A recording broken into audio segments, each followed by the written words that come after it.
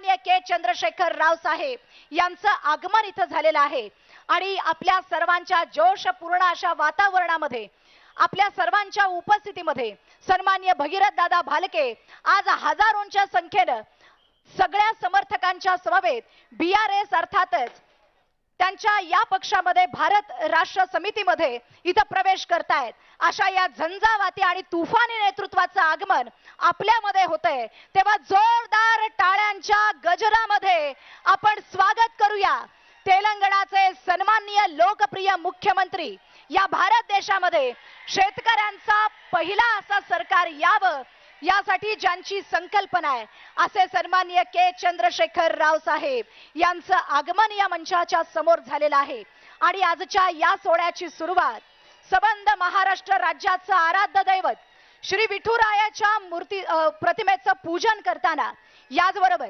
ज्या संतांच्या पदस्पर्शाने ही संपूर्ण भूमी पावन झालेली आहे असे संत दामाजी महाराज यांच्या प्रतिमेचं पूजन करताना आणि ज्यांचा विचार सर्वसामान्यांची सेवा करण्याचा ध्यास घेऊन आपण सन्माननीय भगीरथ दादांच्या मनगटामध्ये खऱ्या अर्थाने बळ देतोय असे स्वर्गीय भारत नाना यांच्या प्रतिमेचं पूजन करत या सोहळ्याची सुरुवात आपण इथे करतोय।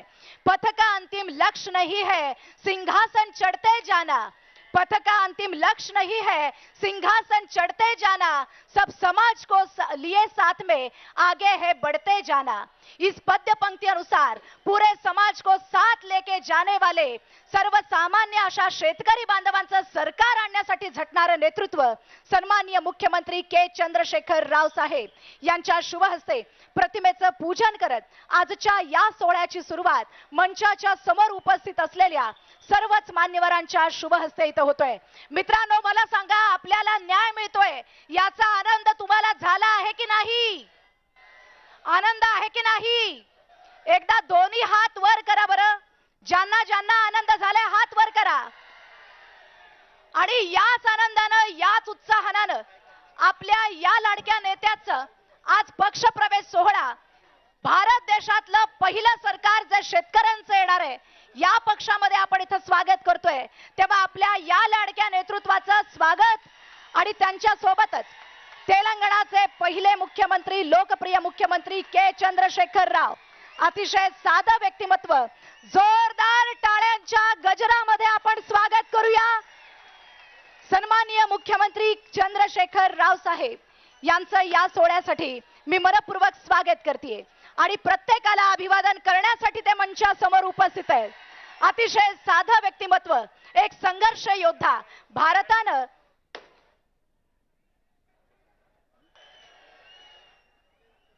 हे बघा सर्वांना इथं अभिवादन करत प्रत्येकाचं स्वागत करत सन्माननीय मुख्यमंत्री साहेब आपल्या सर्वांना इथं संबोधित करण्यासाठी इथं उपस्थित आहेत।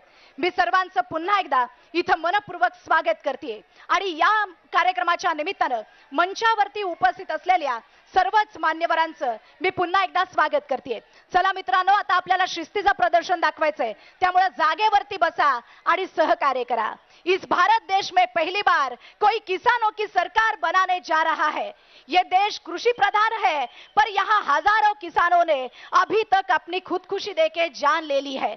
यहाँ किसान का मोल मिट्टी मोल है। हमारे किसान बांधवों के हाथों में बल देने एवं उनके संघर्ष को प्रोत्साहन देने सन्माननीय मुख्यमंत्री के चंद्रशेखर राव साहब और उनके पूरे तेलंगाना से आए हुए सभी हम अतिथि मान्यवरों का फिर से एक बार जोर से तालियों के साथ यहाँ पे हार्दिक स्वागत करते हैं। एकदा जोरदार टाळ्यांची दाद आपण या कार्यक्रमासाठी इथं देऊयात आणि यानंतर आज पक्ष प्रवेश सन्माननीय भगीरथ दादांचा इथं होतोय। गेली अनेक वर्ष अन्यायाला तोंड देताना मोठ्या संघर्षातून स्वर्गीय भारत नानांचं मग तेच प्रस्तावितच घेते काय करायचं आता या सोहळ्याची सुरुवात आपण या निमित्तानं इथं करतोय आणि अशा या सोहळ्याला संबोधित करण्यासाठी मंचावरती उपस्थित असलेल्या सर्वच मान्यवरांचं मी पुन्हा एकदा या कार्यक्रमासाठी सन्मानपूर्वक स्वागत करते।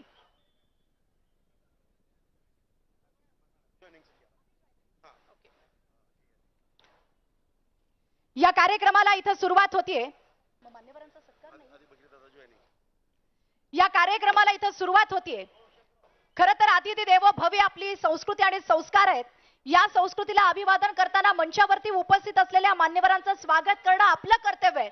पण सन्माननीय मुख्यमंत्री साहेब सांगतायत की सुरुवातीला मी तेच घेते ना, जॉईनिंगच घेते. बरं घ्या, तुम्ही घ्या.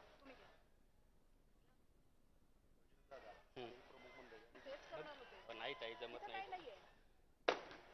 भावानो, हा सगळ्यात महत्वाचा आणि ऐतिहासिक सोहळा म्हणजे आदरणीय भारत नाना भालके यांचं स्वप्न साकार करण्यासाठी आज आपल्याला या पक्षप्रवेश सोहळा ठेवलेला आहे.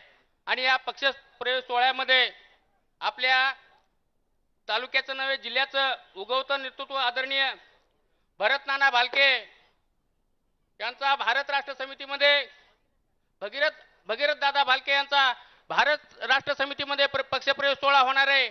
आणि त्यांच्या सोबतच विविध त्यांचे जे काही सहकारी आहेत, सहकारी साखर कारखान्याचे संचालक असतील, बाजार समितीचे सभापती असतील, त्यांनी सुद्धा तयार राहावं. मी मगवापासून नाव द्या. त्यानंतर सर्वात पहिल्यांदा भगीरथ दादा भालके यांचा पक्षप्रवेश सोहळा आदरणीय के चंद्रशेखरराव यांच्या हस्ते होईल. सर्वांनी पुढे यावं. नाही जमत इथं. सर्वांना टाळ्याच्या गडगडामध्ये याचं स्वागत करावं.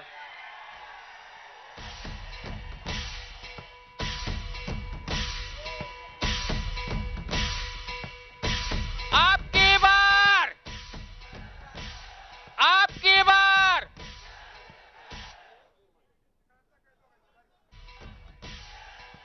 देश का नेता कैसा हो.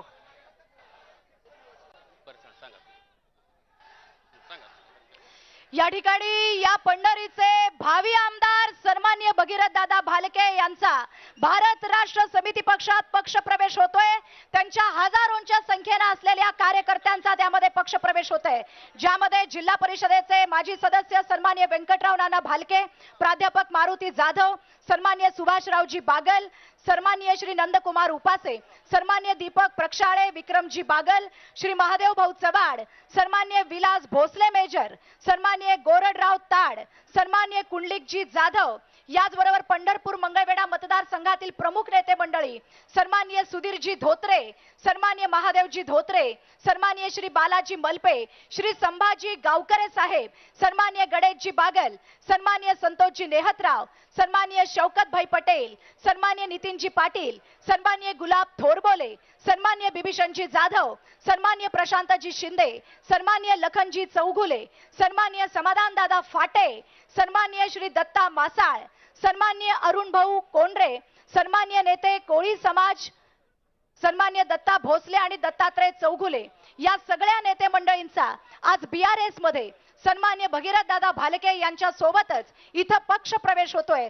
सन्माननीय तेलंगणा राज्याचे पहिले आणि लोकप्रिय मुख्यमंत्री के चंद्रशेखर राव साहेब यांच्या शुभ हस्ते राष्ट्रीय भारत राष्ट्र समिती पक्षामध्ये त्यांचा हा पक्ष प्रवेश सोहळा संपन्न होतोय. सन्माननीय आमच्या प्रणितीताई भालके यांचीही उपस्थिती इथं लाभलेली आहे आणि त्यांचाही पक्षप्रवेश सन्माननीय दादांसोबत या ठिकाणी संपन्न होतोय.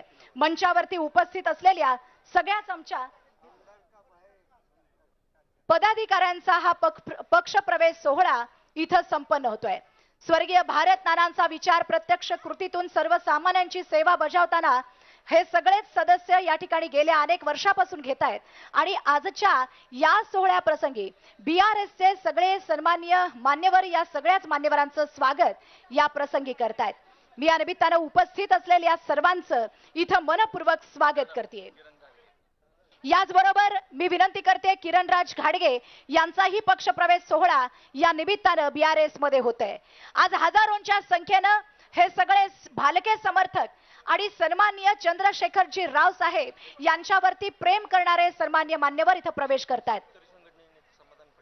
या निमित्तानं शेतकरी संघटनेचे नेते समाधान दादा फाटे हे सुद्धा शेतकऱ्यांच्या हिताची तळमळ घेऊन BRS मध्ये दाखल होत आहेत. शेतकरी संघटनेचे नेते समाधान दादा फाटे यांचाही BRS मध्ये पक्षप्रवेश सोहळा सन्माननीय मुख्यमंत्री साहेबांच्या उपस्थितीमध्ये संपन्न होतोय. मित्रांनो, एकदा जोरदार टाळ्यांची दाद या सगळ्या आपल्या नेतृत्वासाठी झालीच पाहिजे.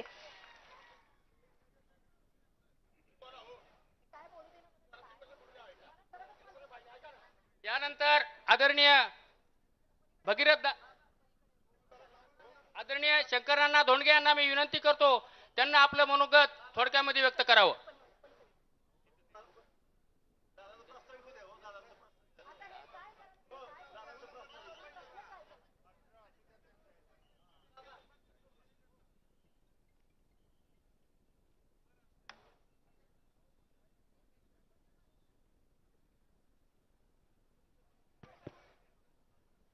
आजच्या शुभ दिवशी खरं तर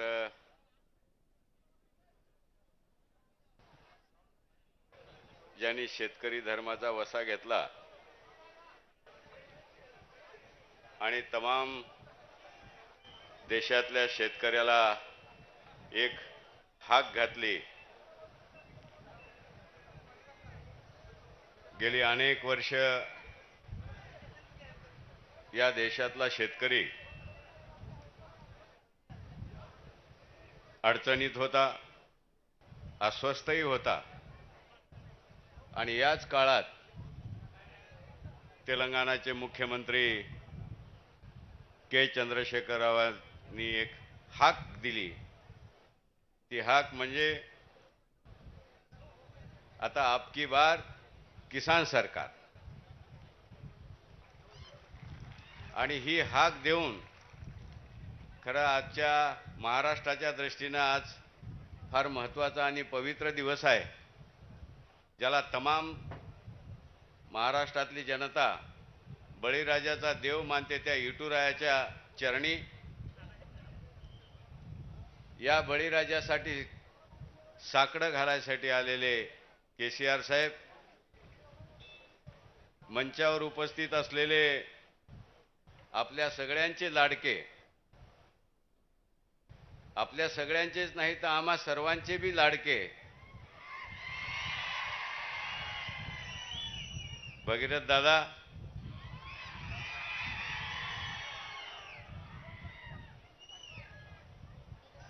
व्यासपीठावरील मान्यवर,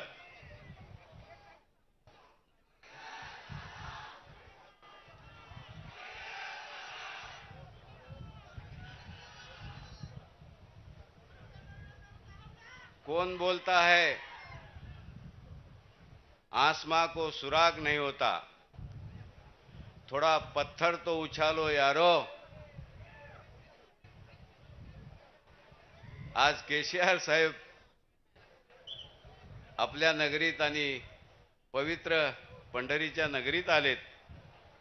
त्यांच्यासोबत पूर्णपणे राज्याचं मंत्रिमंडळ, आमदार, खासदार, सर्व तेलंगणा सरकार घेऊन आलेत. ज्यावेळी साहेबाची माझी भेट झाली त्यावेळी मी हलक्या आवाजात म्हणलं होतं की सर, मराठवाडा, विदर्भ, खानदेशात काही अडचण नाही, बळीराजा आपल्या पाठीशी राहील, पण थोडं पश्चिम महाराष्ट्रामध्ये. तर त्यावर उत्तर होतं केसीआर साहेबाचं की अन्ना जी, पश्चिम महाराष्ट्र में क्या कोई किसानों की समस्या नहीं है? यहाँ क्या बिजली मुफ्त मिलती है? किसानों को अनुदान मिलता है? हर किसान महाराष्ट्र की समस्या एक है किसानों की, तुम चिंता मत करो. आणि आज योग बघा, तुम्हा सगळ्याच्या निमित्तानं आणि भगीरथ दादाच्या निमित्तानं भारत राष्ट्र समितीने आजच्या महत्त्वाच्या आणि ऐतिहासिक दिवशी या भागात एंट्री केली. मला खात्री आहे सर, ही एंट्री आता कोल्हापूरच्या गडिंग्लज पर्यंत गेल्याशिवाय राहणार नाही. पूर्ण. मी काही जास्त बोलणार नाही, पण गेली 2-4 दिवस बघतो आहे की केसीआर साहेब पंढरीला येणार आहेत म्हणल्यानंतर काय काय जळफळाट झाला, काय काय काय काय. अरे अरे अरे, भगीरथ दादा, तुमची टीम मोठी आहे. भारत नाना माझे मित्र होते. हे तुमच्या पंढरपुरातून निघालेला हा रस्ता, हा वनवा आता पूर्ण पश्चिम महाराष्ट्राला काबीज केल्याशिवाय राहणार नाही, याची मला खात्री आहे. आजच्या दिवशी मी तुम्हाला सगळ्यांना, तुमच्या सहकार्यांना शुभेच्छा देतो. कारण केसीआर साहेब, आम्ही मोठे अस्वस्थ होतो, पण तुम्ही झेंडा घेऊन पुढे आल्यानंतर याच भागात नाही, महाराष्ट्रातच नाही तर तमाम देशातल्या शेतकरी समाजाला एक जीवन जगण्याची नवी प्रेरणा मिळालेली आहे, नवी जीवन जगण्याची एक उमेद मिळालेली आहे. नाहीतर असं आम्हाला वाटत होतं की आता आमचा कोली वाली नाही, पण निश्चित बदल हा अटळ आहे. आम्ही तुमच्या येण्याचं, तुमच्या या भूमिकेचं आम्ही मनापासून स्वागत करतो. हेच असं पाऊल पूर्णपणे पुढे जावं आणि आपण दिलेली जी काही घोषणा आहे ती सार्थ व्हावं, एवढीच आजच्या दिनी अपेक्षा करतो. इथंच थांबतो आणि पुन्हा एकदा तुम्हा सगळ्यांना, पुष्कळ जणांच्या तळ्या उचलल्या, बकळ झाला, आता पुन्हा एकदा आपकी बार. धन्यवाद. सन्माननीय साहेबांनी उपस्थितांना संबोधित केलं. एकदा जोरदार टाळ्याने आपण त्यांचे आभार व्यक्त करूयात. आणि यानंतर स्वर्गीय भारत नानांसारख्या ढाण्या वाघाचा छावा, ज्यांचा आत्ताच BRS मध्ये प्रवेश केला, असे सन्माननीय भगीरथ दादा भालके आपल्या सर्वांशी इथं संवाद साधतायत. जोरदार टाळ्याने त्यांना आमंत्रित करूया. खरं तर कार्य ज्यांचं निस्वार्थी आणि पाक आहे, पाणी नव्हे जे धगधगती आग आहे, अन्याया विरुद्ध ज्यांच्या मनात राग आहे आणि म्हणूनच तर विरोधकांना त्यांचा धाक आहे. अनेक नेते येतील आणि जातील पंढरीत, पण भगीरथ दादा भारत नानांसारख्या ढाण्या वाघाचा छावा आहे आणि असा हा छावा आजपासून आपल्या सर्वांचं नेतृत्व करतायत पंढरपूरचे भावी आमदार भगीरथ दादा भालके.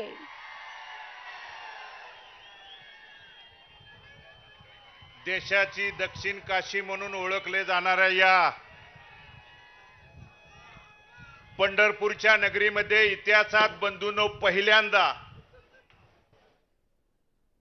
इतिहासामध्ये पहिल्यांदा एका राज्याचे मुख्यमंत्री, संपूर्ण आपलं मंत्रिमंडळ, आमदार, खासदार हे आपल्या ब्रह्मांड नायक विठ्ठलाच्या चरणी नतमस्तक होण्यासाठी येतात. आणि म्हणून मोठ्या आवाजाने एकदा आपण त्या पंढरीनाथ महाराजाचा सर्वप्रथम जयघोष करूया. बोला पुंडलिकार्ध विठ्ठल श्री ज्ञानदेव तुकाराम पंढरीनाथ महाराज की जय. या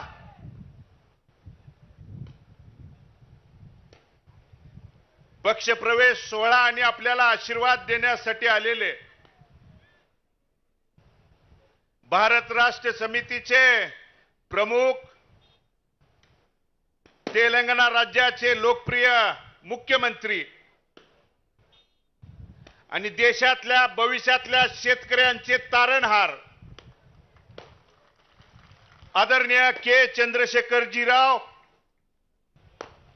मंचावर उपस्थित आदरणीय शंकर अण्णा, आदरणीय माणिकरावजी कदम साहेब, मंचावर उपस्थित माझी आई, या पंढरपूर मंगळवेढा तालुक्यातील उपस्थित सर्व सन्माननीय आजी माजी नगरसेवक, जिल्हा परिषद, पंचायत समितीचे सर्व आजी माजी सदस्य, मंचावर उपस्थित आदरणीय नानांच्या पासून खांद्याला खांदा लावून काम करणारे सर्व वडीलधारी मंडळी,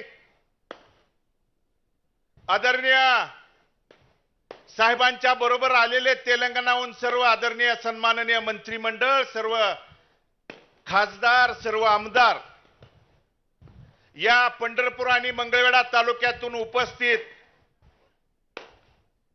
ज्यांचा कायमस्वरूपी पाठीशी आशीर्वाद राहतो ती मायबाप जनता, सर्व वडीलधारी मंडळी, माता भगिनी, उपस्थित पत्रकार बंधू आणि उपस्थित तरुण सहकारी मित्रांनो, पहिल्या भेटीमध्ये मी आदरणीय साहेबांना भेटल्यानंतर ज्या महाराष्ट्रामध्ये आदरणीय केसीआर साहेब शेतकऱ्यांच्यासाठी, सर्वसामान्यांच्यासाठी ज्या पोटतिडकीनं काम करू इच्छित आहेत, त्यासाठी साहेबांना विनंती केली की साहेब, आपण या महाराष्ट्राचा आराध्य दैवत असणारा पांडुरंग जो युगविठ्ठेवर त्या ठिकाणी उभा आहे आणि या विठ्ठलाच्या चरणी नतमस्तक होण्यासाठी महाराष्ट्र नव्हे तर देशाच्या कानाकोपऱ्यातून भाविक त्या ठिकाणी विनम्रतेने नतमस्तक होण्यासाठी येत आहेत.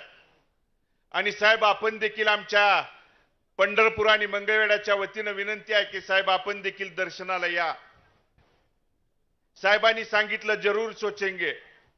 नंतर एक आठवड्यामधून फोन आला की मी एकटा येणार नाही तर राज्याचं सगळं मंत्रिमंडळ, खासदार, आमदार घेऊन त्या ठिकाणी या पांडुरंगाच्या चरणी नतमस्तक होण्यासाठी येतोय आणि या आपल्या विठ्ठलाला साकडे घालण्यासाठी की महाराष्ट्र असेल संपूर्ण देशात शेतकऱ्याचं बळीचं राज्य त्या ठिकाणी येऊ दे.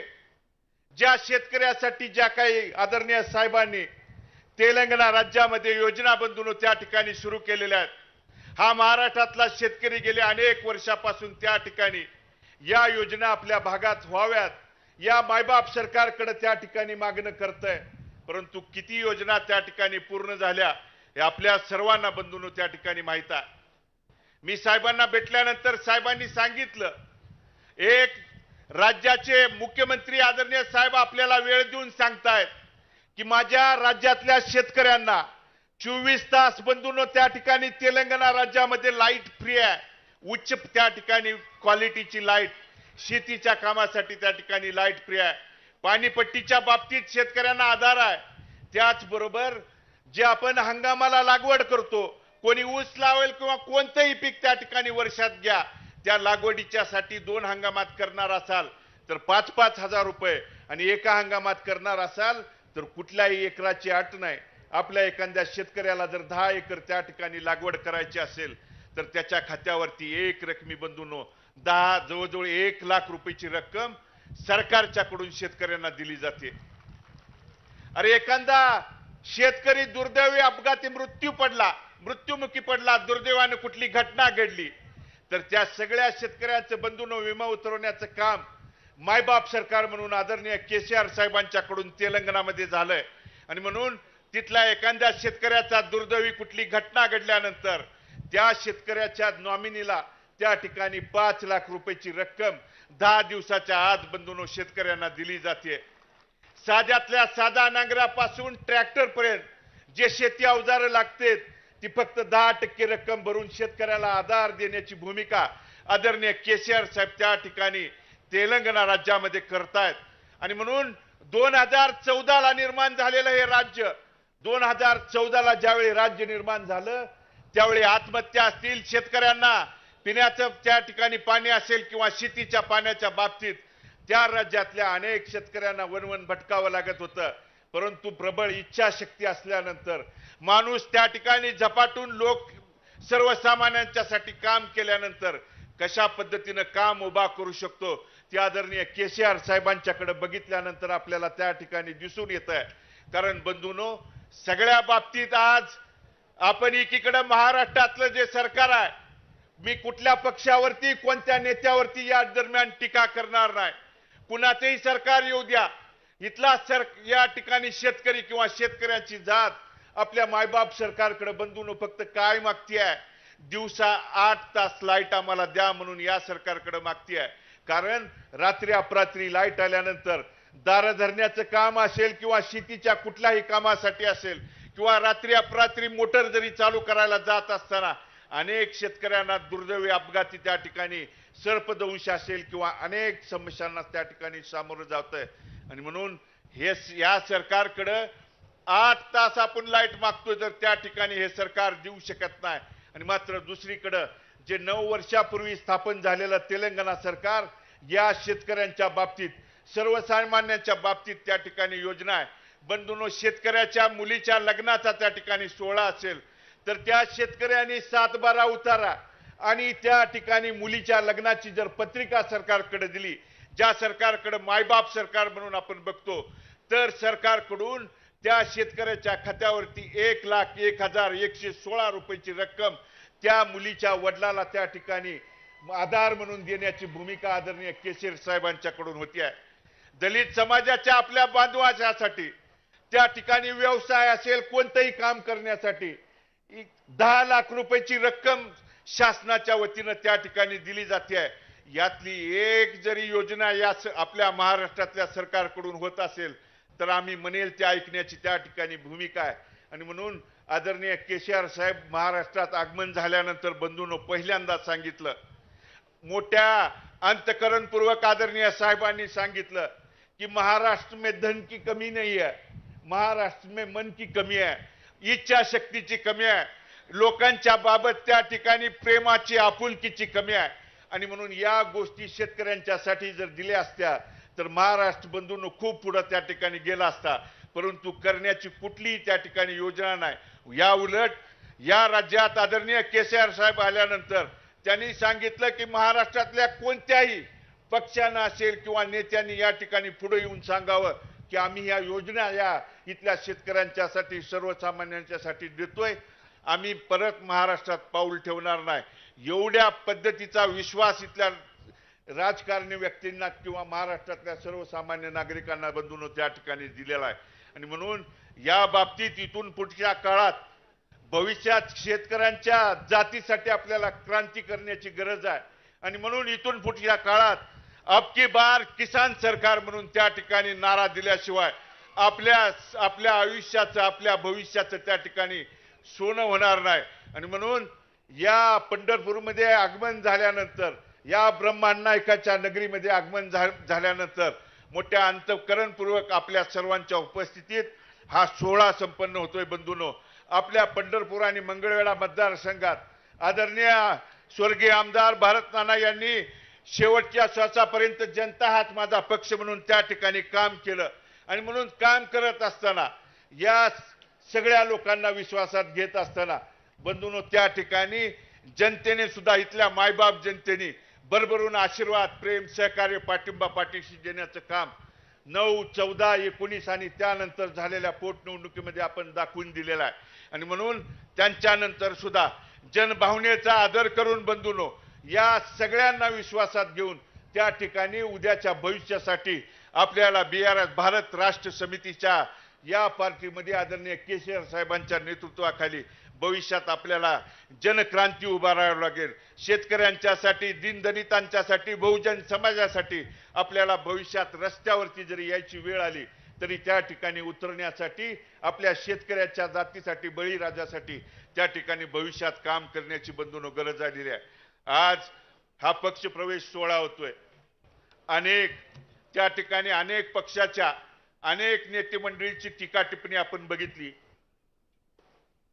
कुणी माझ्यावरती, कुणी BRS पार्टीवरती सर टीका टिप्पणी की ही तेलंगणामध्ये असलेली पार्टी आहे, महाराष्ट्रात कशा पद्धतीने काम करू शकतो, हा भगीरथ त्या ठिकाणी भविष्यात पंढरपूर आणि मंगळवेढ्याच्या कोणत्याही योजना, कोणत्याही समस्या कशा पद्धतीने सोडवू शकतो. पण त्या बोलणाऱ्या नेत्याला आणि त्या ठिकाणी टीका करणाऱ्या व्यक्तींना माहित नाही की या पंढरीच्या पांडुरंगाचं आणि तिकडे आराध्य दैवत असणाऱ्या बालाजीचं पिढ्यानपिढ्या अनेक वर्षापासूनच संबंध आहेत. आणि कधी देवानी जात पात, गट तट, पक्ष पार्टी पंथभेद न बघता जो चरणी त्या ठिकाणी येईल त्या व्यक्तीला मनोभावी सेवा आणि आशीर्वाद देण्याचं काम केलं. त्या पिढ्यानपिढ्याचे ऋणानुबंधनाचे संबंध कधी त्या ठिकाणी पक्ष असेल, भाषा असेल, याच्या पलीकडे जाऊन ज्या शेतकऱ्यांच्यासाठी आत्मीयतेनं साहेब काम करतायत, त्यांनी सांगितलं की महाराष्ट्रात हे अशक्य काम नाही. शेतकऱ्यांच्या बाबतीत असेल, बहुजन समाजाच्या बाबतीत असेल, आणि म्हणून मग 35 गावच्या योजनेच्या बाबतीतली योजना असेल. साहब, हमारे उपसा सिंचन की एक योजना है जो 35 गांव की वो खेती की पानी की समस्या है. और दूसरी बात, जो लिंगायत समाज नहीं बहुजन समाज को प्यार का, समानता का संदेश देने वाले महात्मा बसवेश्वर, उनके जीवन में कम से कम 13 साल का वास्तव मेरे चुनाव क्षेत्र मंगलवेढा में उनका बसवेश्वर जी का रहा है. आणि म्हणून आपण त्या ठिकाणी बसवेश्वर महाराजांचा त्या ठिकाणी देश लेवलचं स्मारक व्हावं म्हणून आदरणीय नानांनी शेवटच्या श्वासापर्यंत प्रयत्न केला. साहब, आप दर्शन के लिए आए, जो विठ्ठल मंदिर के नजदीक दर्शन के लिए करते समय 15-15, 20-20 लाख के भाविक की भीड़ हर साल, हर महीने इधर आती रहती है. उनके लिए एक बड़े हॉस्पिटल की भी इधर सुविधा नहीं है. महाराष्ट्र नहीं, देश के सभी जगहों से सर इधर बड़े विनम्रता से नतमस्तक होने के लिए भाविक वारकरी बंधू इधर आते हैं. म्हणून आपल्या हातून त्या ठिकाणी भविष्यात या मतदारसंघाच्या कामासाठी, भविष्यातल्या विकास कामांच्यासाठी रस्त्यावरती उतरण्याची त्या ठिकाणी आम्हाला गरज आहे, आम्हाला वेळ आहे. आणि म्हणून काल आलेला एका मोहोळच्या आणि सोलापूरच्या पोपटाला बहुतेक माहित नाही, तो बोलका पोपट खूप बोलून गेला. आज या आनंदाच्या अतिशय उत्साहाच्या सोहळ्यात मी त्याच्यावरती त्या ठिकाणी बोलणार नाही. उद्यापासून भालके काय चीज आहे त्याला दाखवतो. आणि म्हणून साहब, मेरे पिताजी भी आखिरी सांस तक क्या कमाया, तो उन्होंने साहब ये आखिरी, ये आपको दिख रही है जनता, उनका प्यार, उनका आशीर्वाद कमाया है.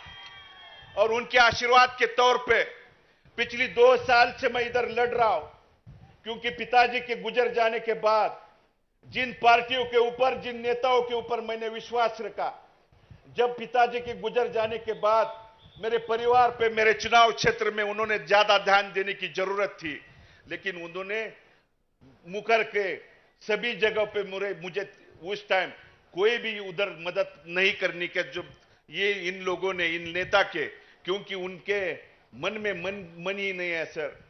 और इसलिए आप जैसे किसानों के नेता के पीछे ये महाराष्ट्र का किसान पूरी ताकत से एकजुट होकर वज्रमुठ करके आपके साथ खड़ा होगा, इसमें मेरे मन में कोई भी चिंता नहीं है. आणि म्हणून साहेब, आपल्या आशीर्वादाची गरज आहे. अण्णांनी सांगितलं पश्चिम महाराष्ट्रातली पहिली सुरुवात आहे. या पश्चिम महाराष्ट्रातला एक तालुका देखील असा सोडणार नाही साहेब.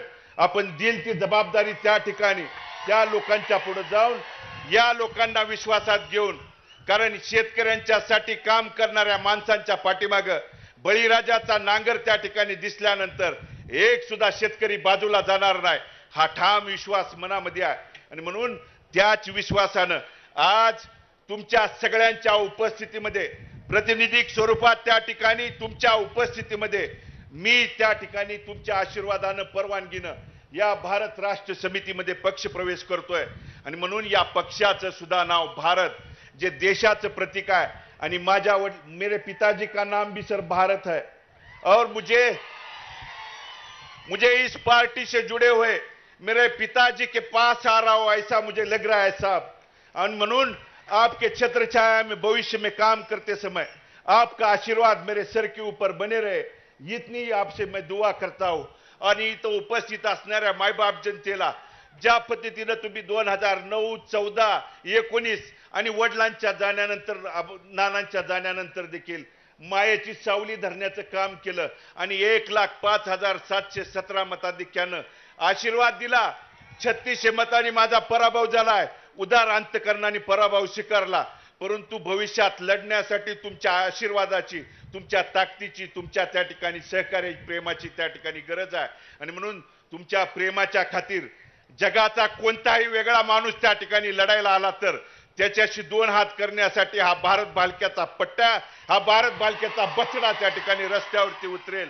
एवढंच अभिवचन या इथल्या शेतकरी समाजांना, इथल्या वडीलधाऱ्यांना, इथल्या प्रमुखांना बंधून देतो. आणि ह्या ज्या योजना आहेत, ह्या आपल्या मतदारसंघाच्या योजना आज जे सांगतायत की भगीरथ भालके तेलंगणामध्ये जाऊन कशा पद्धतीनं ह्या योजना सोडवणार आहेत.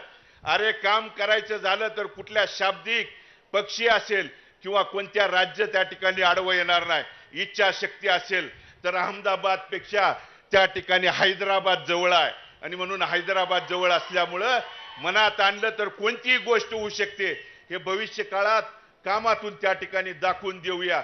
आणि म्हणून इथं जरी प्रातिनिधिक स्वरूपात असले तरी इथं पंढरपूरचे सर्व माझे नगरसेवक असतील, जिल्हा परिषद पंचायत समितीचे सर्व सदस्य असतील, इथं उपस्थित आपल्या दामाजी सहकारी साखर कारखान्याचे व्हाईस चेअरमन तानाजी भाऊ असतील, बसवराज्य असतील, वडीलधारी मार्गदर्शक सुरेशजी कोळेकर असतील, मुरलीधरजी दत्तू असतील, वडीलधारी मार्गदर्शक नानांच्या नंतर रामभाऊजी वाकडे असतील किंवा असंख्य वडीलधाऱ्यांचा आशीर्वाद डोक्यावरती घेऊनच हा उद्याच्या यशासाठी आणि लढ्यासाठी आणि शेतकऱ्याच्या क्रांतीसाठी तुमचा आशीर्वाद घेऊन त्या ठिकाणी सामोरं जातोय.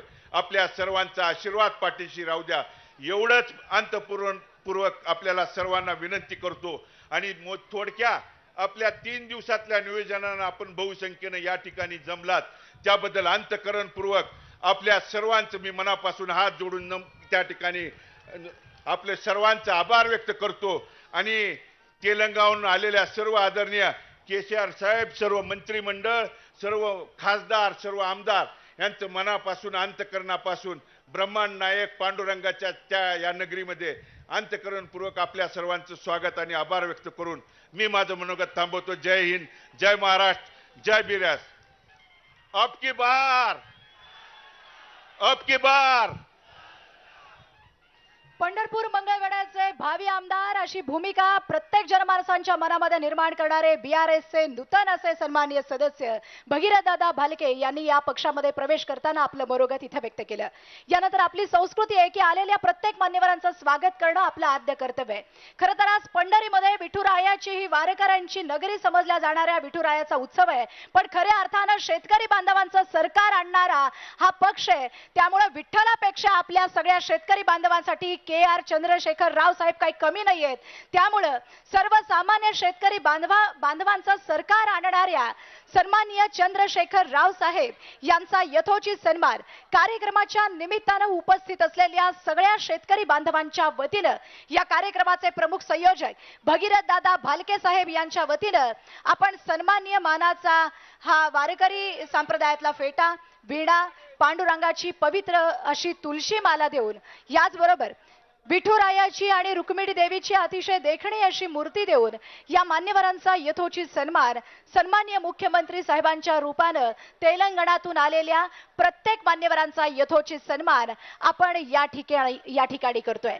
सन्माननीय मुख्यमंत्री के. चंद्रशेखर राव साहेब यांच्या स्वागतासाठी एकदा जोरदार टाळ्यांची दाद आपण पुन्हा एकदा देऊयात आणि सन्माननीय मुख्यमंत्री साहेबांचं स्वागत या निमित्तानं इथे करूयात. आणि यानंतर गेल्या अनेक दिवसापासून आपण ऐकतोय की पंढरपूरमध्ये भाकरी फिरवली, पण ही भाकरी ज्या निखाऱ्यावरती भाजणार आहे,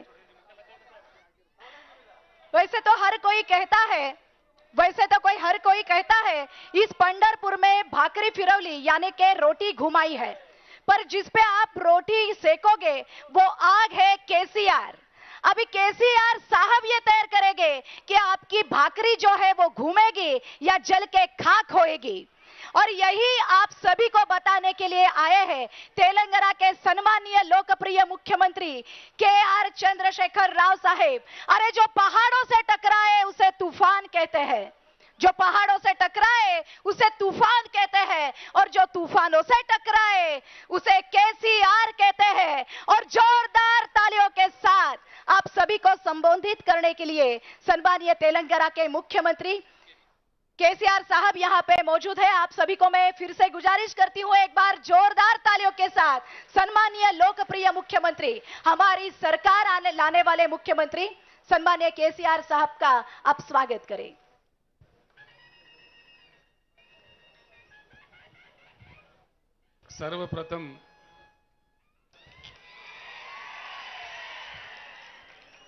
महाराष्ट्र राज्य के इस पावन भूमि को, पावन धरती को मैं प्रणाम करता हूं।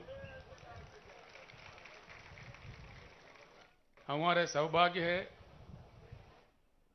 मेरे साथ आए हुए मंत्रिमंडल, आमदार खासदार तेलंगाना राज्य के बालके जी ने हमारा बहुत ही अच्छे अंदाज में स्वागत किया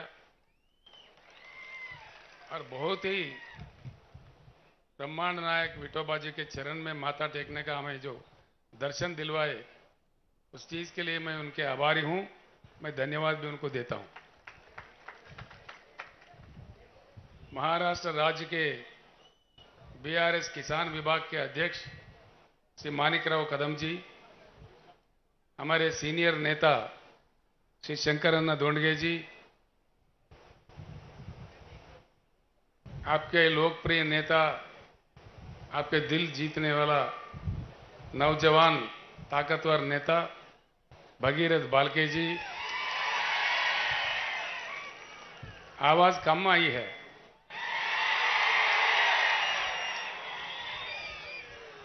ये भगीरथ है, आगे चल के पूरे चंद्रबाग का पानी मंगलवाड़ में लाने वाले हैं। इनके नाम ही भगीरथ है।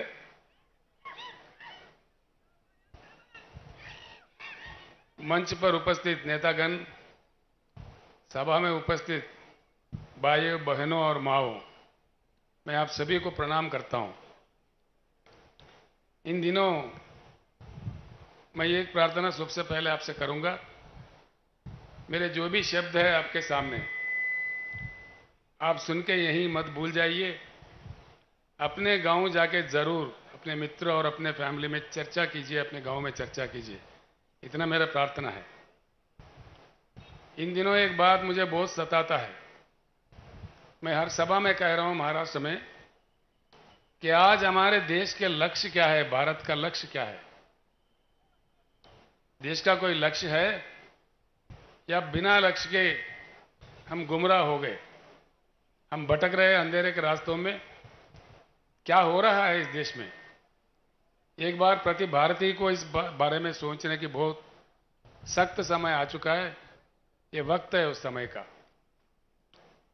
आजादी का जंग एक वक्त था, जिन कुर्बानियों के फल हमको मिला, लेकिन आज एक और आजादी की जंग लड़ना चाहिए। उस प्रकार का ही एक नया उमंग से, एक नया सवेरे का दिशा में पूरे भारत को चलना चाहिए क्रांति के मार्ग पर। इसलिए कि आजाद हुए हम भारत 75 साल गुजर गए। 75 साल कोई कम समय नहीं होता है। दुनिया भर में कई देश है जो हमारे सामने ही कहां से कहां पहुंच गए।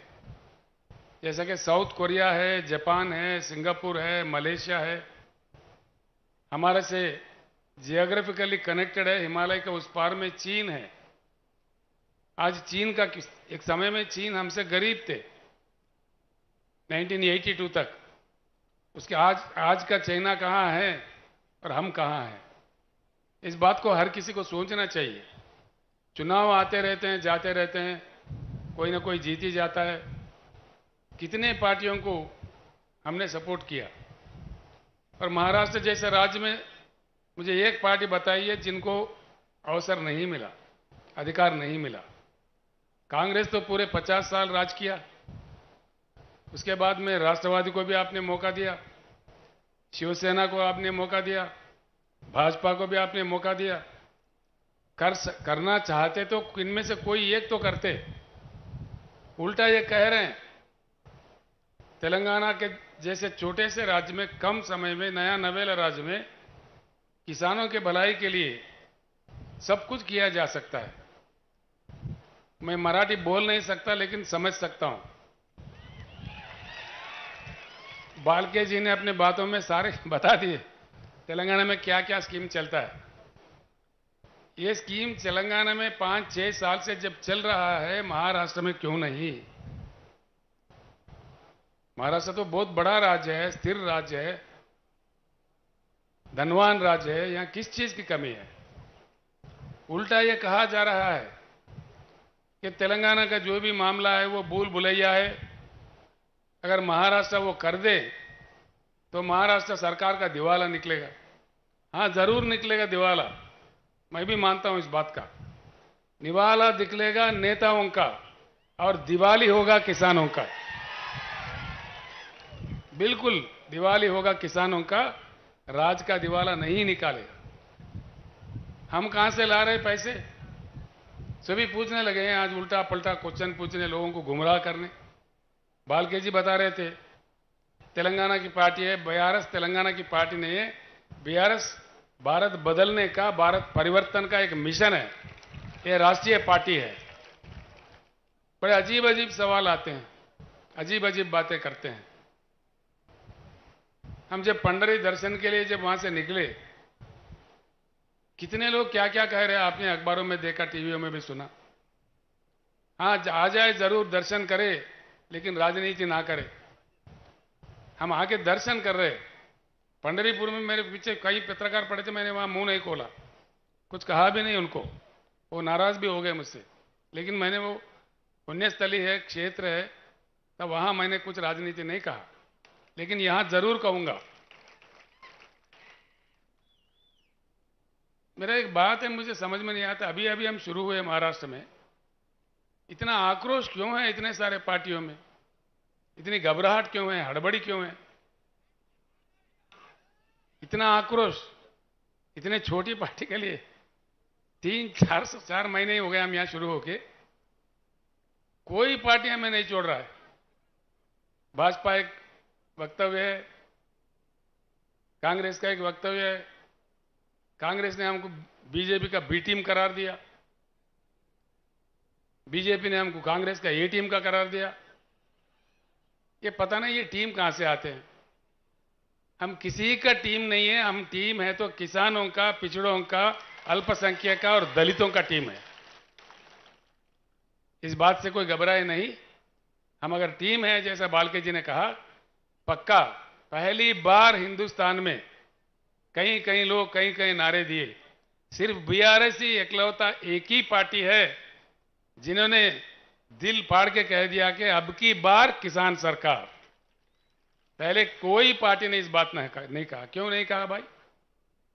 60% लोग तो खेती किसानी से जुड़े हुए हैं, किसान को और कामगार को जोड़ दो तो 60% से ज्यादा हो गए।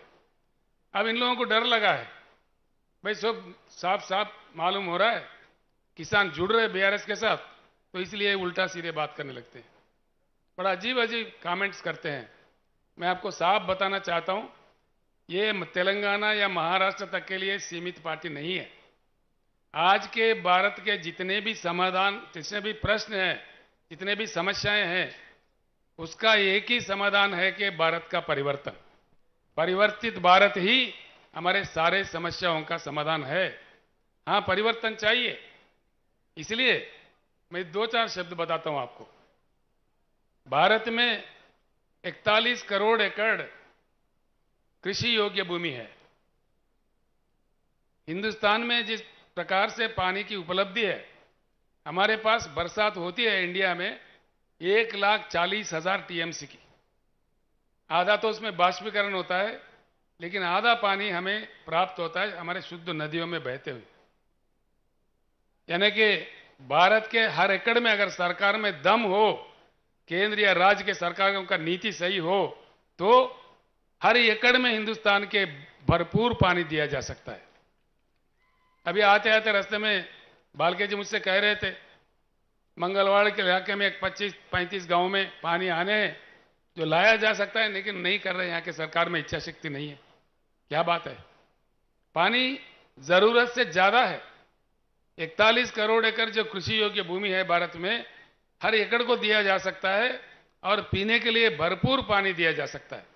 मैं औरंगाबाद गया तो वहां बोल रहे, संभाजी नगर उनका नाम बदल दिए, ठीक है, वहां गए तो कह रहे 8 दिन में एक बार पानी आता है।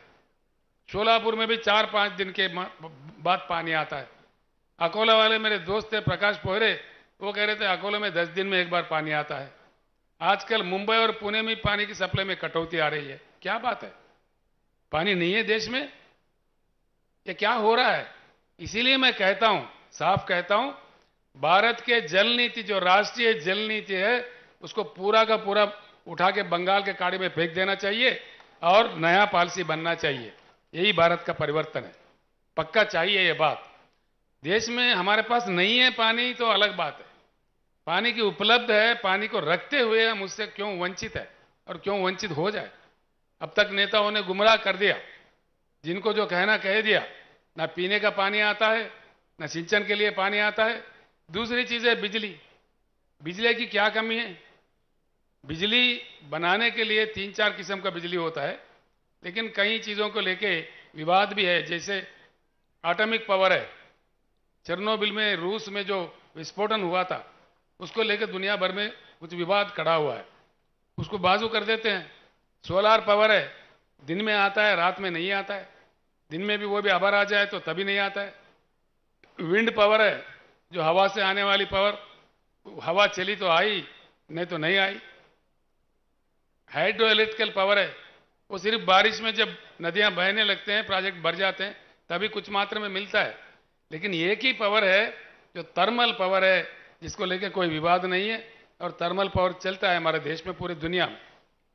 थर्मल पावर बनाने के लिए जो कोयला चाहिए, वो कोयला हमारे देश में अब तक पाया गया रिजर्व्स, कोयला रिजर्व्स हिंदुस्तान में 361 बिलियन टन का कोयला का उपलब्धि है।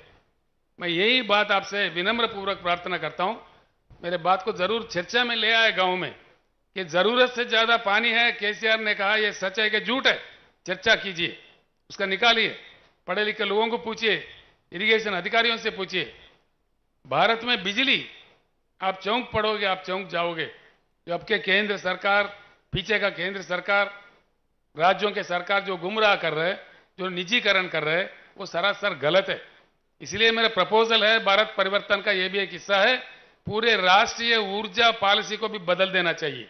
इसलिए कि हमारे पास जिस प्रकार का कोयला उपलब्ध है, हाइड्रो इलेक्ट्रिकल बिजली, सोलार का बिजली और थर्मल बिजली जो कोयला से बनता है, तीनों को संतुलित करके अगर देश के लिए दिया जाए, पूरे भारत के छोटे छोटे गांवों से लेकर बड़े बड़े शहरों तक, छोटे छोटे उद्योग से लेकर बड़े उद्योगों तक, और पूरे जगह बिजली पर्याप्त देने के लिए 150 साल तक के लिए यह पर्याप्त है कोयला।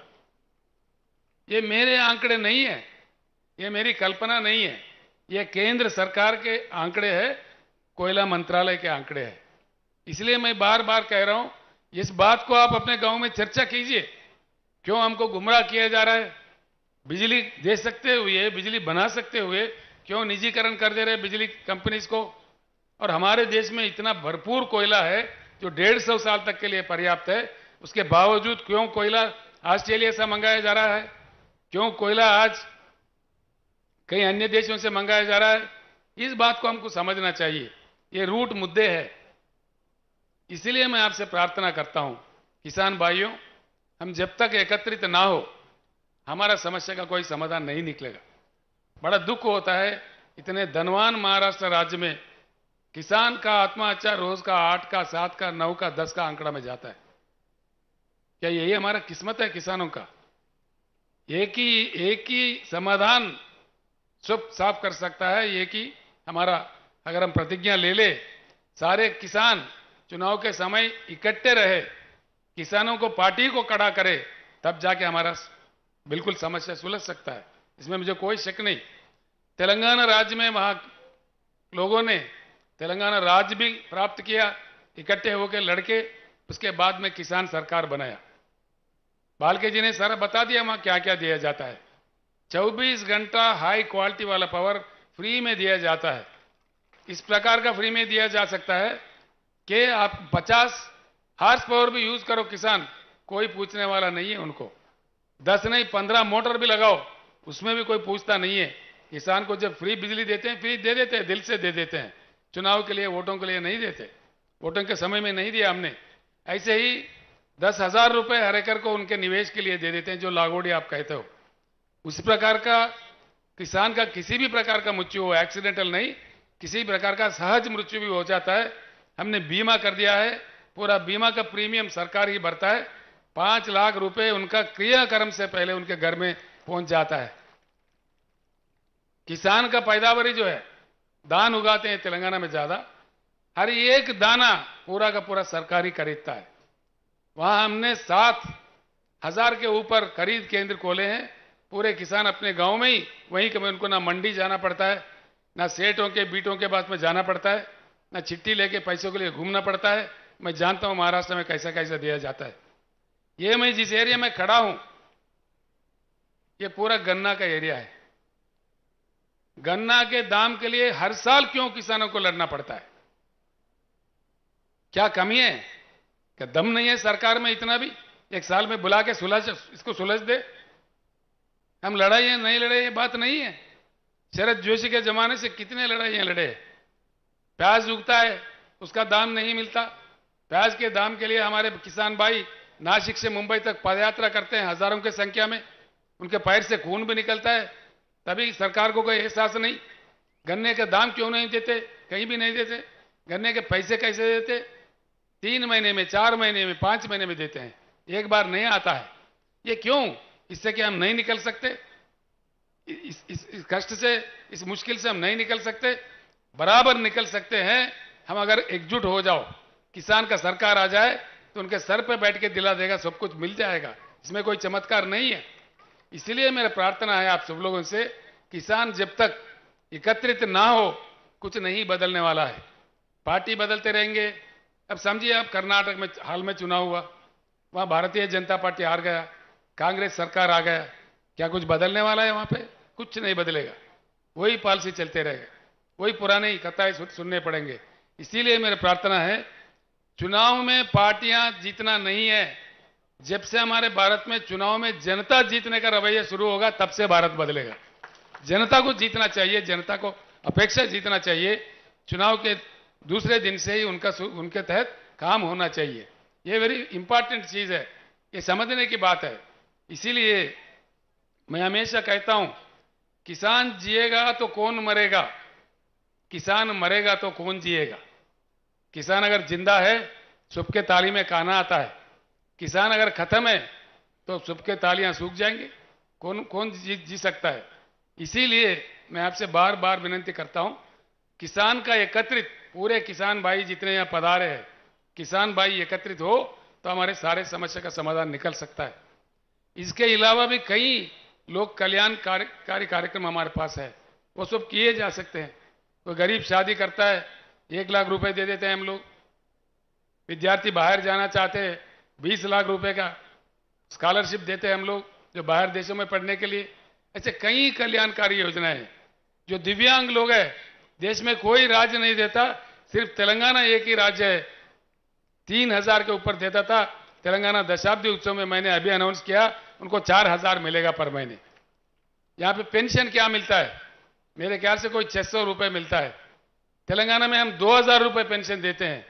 मैं महाराष्ट्र वासियों को, जो पेंशनदार है, उनको खुलकर कहता हूं, महाराष्ट्र में बीआरएस का सरकार लाओ, पूरे किसान के काम भी हो जाएंगे और वेलफेयर मेजर्स भी, आपको पेंशन 2000 मिलेगा, बाज़ाब्ता मिलेगा, किसी का दिवाला नहीं निकलेगा, बिल्कुल बाज़ाब्ता आराम से दे सकते हैं। ये सारे चीज हो जाएंगे। सारे चीज संभव है जबकि हम एकत्रित हो। दलित वर्ग हमारे देश का एक अंग है, उनको हमने पीछे रखा है, वो हमारा ही पाप है। उस पाप को हमको धोना पड़ेगा, कोई अन्य आके नहीं करेगा। अमेरिका देश में काले लोगों को गोरे लोगों ने बहुत सताया था, बहुत रुलाया था, बहुत उनको वंचित किया था। लेकिन अमेरिका समाज में जागृति आने के बाद एक ब्लैक, मतलब यानी काले जाति के रहने वाले बराक ओबामा को देश के अध्यक्ष बना देके उनका अपने पाप को धोया है। ये भी भारत में चेतना आना चाहिए। हमारा दलित भाई वंचित ना रहे, उनके भी उद्धार होना चाहिए साथ साथ में। जब तक वो ऐसे रहेगा, पिछड़े रहेगा, ये भारत के चेहरे पे एक दाग रह के बन जाएगा। इसको भी मिटा देना कोई दूसरा देश वाला नहीं करेगा, ये हमारा ही कर्तव्य बनता है, हमारा ही दायित्व बनता है। यहाँ के पार्टियां पूरे प्रस्तापित है, इनको क्या डर है समझ में नहीं आता, क्यों ऐसा करते हैं समझ में नहीं आता, क्यों उल्टा सुल्टा बात करने लगते। हमारा जो एजेंडा है उस एजेंडा पे बात करो, उस एजेंडा डिस्कस करो। देवेंद्र फडणवीस जी जो भूतपूर्व मुख्यमंत्री, अब के उप मुख्यमंत्री है, नांदेड़ में पहली बार जब मैं आया था तो उन्होंने कहा था, केसीआर जी आपका यहाँ क्या काम है, आपका तो काम तेलंगाना में है। मैंने कहा भैया मैं भारत के नागरिक हूं, कहीं भी जाके काम कर सकता हूं, मैं यहां किसान के उद्धार के लिए आया हूं। अगर मुझे नहीं चाहते हो तेलंगाना एजेंडा मक्की का मक्की 100% इंप्लीमेंट करो, मेरा काम खत्म, मैं मध्य प्रदेश चले जाऊंगा, महाराष्ट्र नहीं आऊंगा। उसका जवाब नहीं है उनसे, उसका जवाब आता ही नहीं है। उनको कहना चाहिए कि बिल्कुल हम अमल करेंगे, नहीं करते। केंद्र सरकार एक 6,000 रुपए देते हैं, वो भी कम लोगों को, कम किसानों को। हमारे पास कोई ऐसा अभेद नहीं है। पूरे किसान जितने भी है 70 लाख किसानों को हम रईत बंधु जो स्कीम है 10,000 देने वाला, छोटा बड़ा सब किसानों में देते हैं, कोई भेदभाव नहीं है उसमें। इसी प्रकार का यहां भी आना चाहिए। लेकिन जैसा बीआरएस ने प्रवेश किया महाराष्ट्र में, फिर 6,000 का ऐलान हुआ। वो किसको देंगे? जो किसान सम्मान निधि मिल रहा है उन्हीं को देंगे, बाकी को नहीं देंगे। वो भी पूर्ण रूप से नहीं, 2-2 हजार करके 3 किस्तों में देते हैं। हमारे पास ऐसा नहीं है। फसल को 5,000 एक देते हैं निवेश के लिए, फिर दूसरा फसल के दूसरा दे देते हैं। मुफ्त में पानी देते हैं, मुफ्त में बिजली देते हैं, और हर दाना उनका खरीदते हैं। खरीदते भी कैसा? सीधा उनके बैंक में जाता है। आप लोग प्रसन्न हो जाएंगे मेरे बात सुनकर। तेलंगाना में मैंने देखा है, मुख्यमंत्री बनने के बाद 2 साल किसानों का जो कष्ट है, मुश्किल है, मैंने देखा है। उसके बाद में पूरी तलाटी व्यवस्था हमने बर्खास्त कर दिया है तेलंगाना में। तलाटियों का जो काम है आप जानते हैं, हमारी भूमि उनके नाम पे लिख दे, इनका भूमि उनके नाम पे लिख दे, वहां पूरा तलाटी व्यवस्था ही बर्खास्त कर दिया कानून बना के। उनके पेट में नहीं मारा हमने, दूसरे डिपार्टमेंट में उनको नौकरी दिया, और तलाटी व्यवस्था निकाल के धरणी बोल के एक पोर्टल ला के सारे जमीन का रिकॉर्ड हमने डिजिटलाइज कर दिया। उसके लिए उस माध्यम से ये सुविधा होता है किसानों को। धान खरीदते हैं, किसी के पास फिरने की जरूरत नहीं है, सीधे किसान के बैंक अकाउंट में जाता है। जो 5,000 हर फसल के लिए हम निवेश के लिए देते हैं, वो भी सीधा, ना दरखास्त देना है, ना दफ्तर जाना है, सीधा उनके बैंक अकाउंट में जाता है, हैदराबाद से जाता है। किसान का जो बीमा है उसके लिए कहीं दरखास्त नहीं देना है, सीधे उनके अकाउंट में बैंक में चले जाता है। ये संभव बात है। ये बात जब तेलंगाना में हो रहा है, महाराष्ट्र सरकार क्यों नहीं कर सकता? यही मेरा क्वेश्चन है, यही मेरा सवाल है। सिर्फ महाराष्ट्र ही नहीं, मध्य प्रदेश में क्यों नहीं, उत्तर प्रदेश में क्यों नहीं, पूरे अन्य भारत में क्यों नहीं? ये संभव होते हुए भी एक राज्य में, हिंदुस्तान के एक हिस्सा में हो रहा है, बाकी भारत में क्यों नहीं? इसीलिए मैं आप तमाम लोगों से, सभी लोगों से मैं प्रार्थना करूंगा, ये पूरे भारत के किसानों के जंग है, उनके प्रतिनिधि है बीआरएस पार्टी। सिर्फ महाराष्ट्र या तेलंगाना किसी एक राज्य का नहीं है। और आखिरी में मैं एक बात आपको जरूर बताऊंगा। बालके जी ने कुछ बात रखा, उन्होंने, पिताजी थे उनके, बड़े अच्छे आदमी थे, भले आदमी थे, 3-3 बार आपने आपके प्यार दिया, उनको जिताया, उनकी मृत्यु हो गई, भगवान ने हमारे साथ नहीं रखा उनको मैं आश्वासन देता हूं, बिल्कुल मैं उनसे बड़ा हूं, उनको पूरा आशीर्वाद मेरा उनके साथ होगा, बालके जी के साथ। आज हम पूरे तेलंगाना राज्य को लाके यहाँ विठोबा जी के दर्शन करवाए, घर बुलाए, और खाना भी खाएंगे हम लोग जाके, आप लोग भी खाएंगे, हम लोग भी खाएंगे। इतना हमारे साथ जो खड़े हैं, पश्चिम महाराष्ट्र के जो दरवाजा खोले हैं बालके दादा, उनके पूरा हमारे साथ होगा, हमारे आशीर्वाद उन पे होगा, हम पूर्ण तरीके से उनके साथ होंगे। आप सब लोग भी साथ दीजिए। एक युवा नौजवान, क्या चाहिए, नौजवान लीडर है, नौजवान नेता है, उनका काफी भविष्य है। ये एमएलए चुने जाते हैं तो एमएलए नहीं रहेंगे, मैं आश्वासन देता हूं, इनको मंत्री पद भी मिल सकता है, काफी ऊंचा भी जा सकते हैं, आगे चलकर बहुत बड़ी उनकी तरक्की हो सकती है। उनकी तरक्की यानी पंढरपुर मंगलवार कॉन्स्टिट्यूंसी की तरक्की है, सोलापुर जिले की तरक्की है, महाराष्ट्र राज्य की तरक्की है। बालके जी का व्यक्तिगत तरक्की नहीं है, उनको भगवान ने जो दिया है, उनको कोई खाने की कमी नहीं है, लेकिन पूरे राज्य का विकास, पंढरपुर का विकास, हर चीज का विकास उनके जरिए हो जाएगा। ये युवा है, मैं इनसे बहुत बड़ा हूं, इसे युवा लोगों का मार्गदर्शन में पूरे किसान एकत्रित होके आप चल पड़े तो हर चीज संभव है, कोई असंभव नहीं है, कोई नहीं होने वाला कार्य नहीं है। ये एक बात मैं अंत में कहूंगा, हम जब फल के अपेक्षा करते हैं, फल का ही पौधा लगाना चाहिए। कई महान संतों ने कह दिया है कि बोया पेड़ बबूल का, आए कहां से आम। आम का अपेक्षा है तो आम का पौधा लगना चाहिए। कांटों का पेड़ पौधा लगा के फल का अपेक्षा करें, हमको नहीं मिलेगा। गाय से दूध लेना है तो गाय को घास दीजिए, गधों को घास दे दो और गाय को दूध पूछो, कहां से मिलेगा हमको? हमारे वोट में वो ताकत है, वो दम है। हम बटे नहीं गए तो बिल्कुल हमारा काम बन जाएगा। मैं आपके भाई हूं, आपका बेटा हूं, मैं अपने आप में किसान हूं और मैं गर्व करता हूं, फख्र करता हूं। भगवान ने मुझे किसान के घर में जन्म दिया, किसान के घर से ही मैं पैदाइश हूं। किसान होने का मैं फख्र करता हूं, बिल्कुल फख्र करता हूं। मुझे फख्र है किसान होने के लिए, इसीलिए मैं खुद किसान में हूं, इसीलिए मैं किसान का दुख दर्द समझ सकता हूं। लोग बोलते वहां के मराठवाड़ा के, विदर्भ के लोग बोलते पश्चिम महाराष्ट्र ठीक है। मैंने कहा भैया पश्चिम महाराष्ट्र में क्या मुफ्त में बिजली मिलता है? मिलता है? 24 घंटा मिलता है? 1 घंटा भी नहीं मिलता है। लागोड़ी मिलता है? नहीं मिलता ना? मुझे सुनने नहीं दे रहे। नहीं मिलता। तलाटी रखे के बर्खास्त करे? बर्खास्त करना चाहिए। जो बर्खास्त करना चाहिए हाथ उठाइए एक बार। कैमरा वाले उधर देखो भाई, कैमरा वाले उधर घुमाओ। जनता क्या चाह रही है वो बता दो पूरी दुनिया को।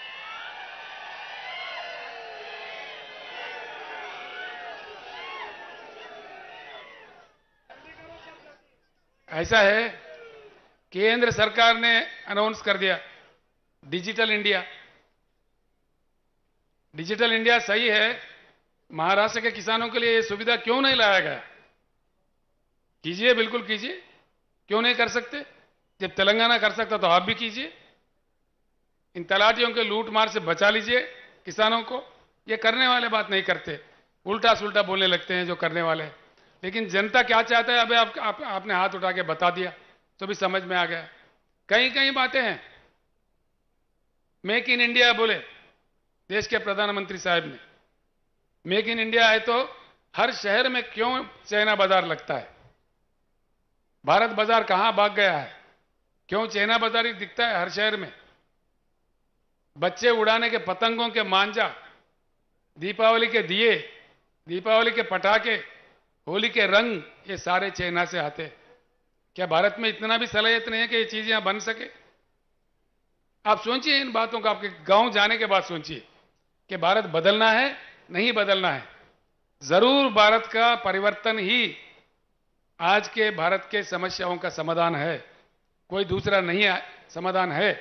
पूरे नीतियां बदलना चाहिए, पॉलिसियां बदलना चाहिए, पारदर्शिता होना चाहिए, लोगों के सामने रखना चाहिए। मैंने डट करके पूछा, मुझे कोई डर नहीं है। हाँ, तलाटी लोग हाँ, जरूर हमारे खिलाफ वोट डालेंगे, कोई बात नहीं है। लेकिन जब जनता चाहता है, हम उठ के खुल के कहते हैं कि तलाटी चाहिए कि नहीं चाहिए। महाराष्ट्र के हर प्रांत में मैं पूछ रहा हूं, विदर्भ में, मराठवाड़ा में, नासिक में, हर जगह मैं पूछ रहा हूं। हर जगह की पुकार, जनता का पुकार यही है कि तलाटी निकाल दो। जैसा तेलंगाना में होता है, हमारा भी डिजिटलाइज रिकॉर्ड करो, हमारा रिकॉर्ड सेफ रखो, जमीन सेफ रखो, कोई उल्टा सुल्टा ना हो जाए। हमारे तेलंगाना राज्य में किसान धरणी पोर्टल में एक बार उनका जमीन, उनका नाम छिड़ गया, वो निश्चिंत है एकदम, उसका कोई नहीं बदल सकता। बदलने का अधिकार किसान को ही हमने दिया है। किसान का अंगूठा यानी कि बायोमेट्रिक लग के ही किसान का जमीन का ओनरशिप बदलता है तेलंगाना राज्य में।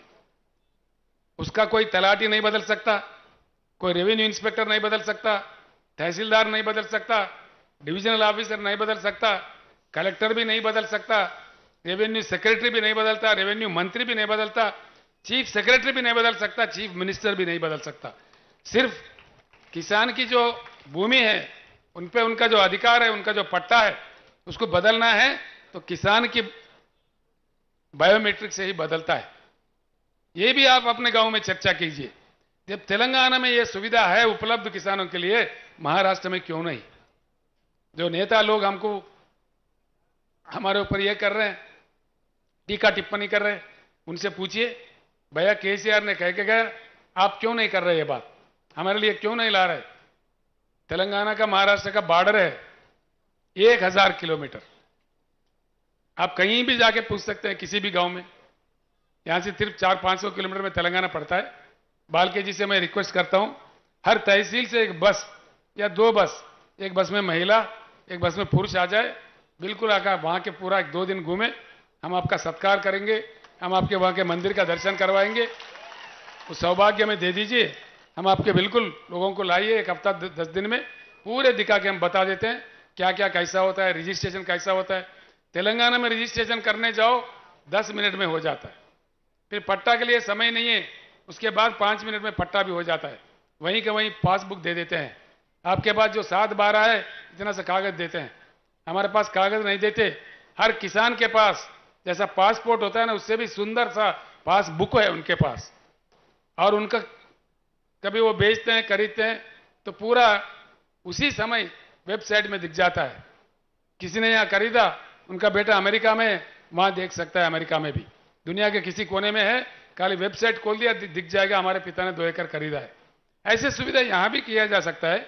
हमको बोलने से बजाय ये काम कीजिए ना, ये काम कर सकते ना, टाइम है अभी सरकार के पास, काफी समय है, कर सकते, वो नहीं करते, उसको छोड़ के उल्टा सुल्टा बातें करो, केसीआर को कुछ कहो, ये टीम का हो, बी टीम का हो। मैं साफ बता देता हूं पूरे महाराष्ट्र वासियों को, भारतवासियों को, बीआरएस किसी का टीम नहीं है, हम अपने आप में पार्टी है, हम किसानों का टीम है, हम दलितों का टीम है, पिछड़ों का टीम है और अल्पसंख्यक लोगों का टीम है, पूरा भलाई करने वाला पार्टी है। ये किसी का बी टीम ये टीम बनने का हमारा कोई जरूरत नहीं है। 50 करोड़ यानी कि 50% यानी कि 70 करोड़ आबादी जब हमारे किसान है, अगर किसान बीआरएस के साथ है तो हमारे साथ टीम आ जाएंगे, हम किसी की टीम क्यों बनेंगे? किसान हमारे साथ है, आप बताइए, किसान हमारे साथ है, जंग लड़ेंगे अब की बार। दल हो गए आप लोग, खाना तैयार है, जोर से बोलिए, अब की बार, अब की बार भगीरथ बाल के जिंदाबाद बोले, भगीरथ बाल के। मैं आपको धन्यवाद देता हूं। मेरे जो भी बातें हैं मैं एक बार विनम्र पूर्वक विज्ञापन करता हूं, मैंने जो कहा है अब तक आपने नहीं सुना है, इसलिए हर जगह मैं यही प्रार्थना करता हूं, ये यहीं नहीं छोड़े, अपने गांव में जाके इसको चर्चा पे रखे, डिस्कशन करे, और सही है तो पूरे लाइन में लग जाइए, हम जीतेंगे। मैं भगीरथ बाल के भी जीत जाएंगे, बीआरएस भी जीत जाएगा, आप तमाम लोग जीत जाएंगे, जरूर हमारी जीत होगी, क्योंकि हमारे युद्ध में न्याय है, नीति है, जरूर हमारे विजय प्राप्त होगा। फिक्र मत कीजिए, कुछ ही दिन में बदलेगा महाराष्ट्र, किसान का भविष्य भी बदलेगा। इतना कहते हुए मैं आपसे रुखसत होता हूं, धन्यवाद। अब की बार, अब की बार, धन्यवाद। देश के किसानों को उज्जवल भविष्य देने वाले, किसानों के मन में भावी पंत प्रधान किसानों के नाम, ऐसी एक भूमिका निभाने वाले सम्मानीय तेलंगाना के मुख्यमंत्री के चंद्रशेखर राव साहब उपस्थित इस सभा को संबोधित किए, इसलिए हम आभार व्यक्त करते हैं। तुम्ही बोला ना। आणि यानंतर मी उपस्थित असलेल्या मंचावरील सगळ्याच मान्यवरांचं पुन्हा एकदा कार्यक्रमाच्या संयोजन समितीच्या वतीनं मनपूर्वक आभार व्यक्त करते आणि विनंती करते, थोडंसं क्रमाक्रमानं बाहेर पडण्याचा प्रयत्न करा। सुरुवातीला सगळे मान्यवर जातील आणि यानंतर समोरच्या व्हीआयपी कक्षेतून जे मान्यवर तेलंगणावरून आलेले आहेत असे सगळे सन्मान्य मान्यवर जातील, याची नोंद घ्या। सर्वांच्या भोजनाची व्यवस्था पाठीमागे बंगल्याकडे केलेली आहे, याची नोंद घ्या। त्यामुळे उपस्थित असलेल्या सगळे आमच्या शेतकरी बांधवांनी, उपस्थित असलेल्या सर्वच मान्यवरांनी भोजनासाठी भोजन विभागामध्ये जावं, त्याचाही आस्वाद घ्यावा आणि सहकार्य करावं अशी विनंती। सर्वांचे पुन्हा एकदा मनपूर्वक आभार।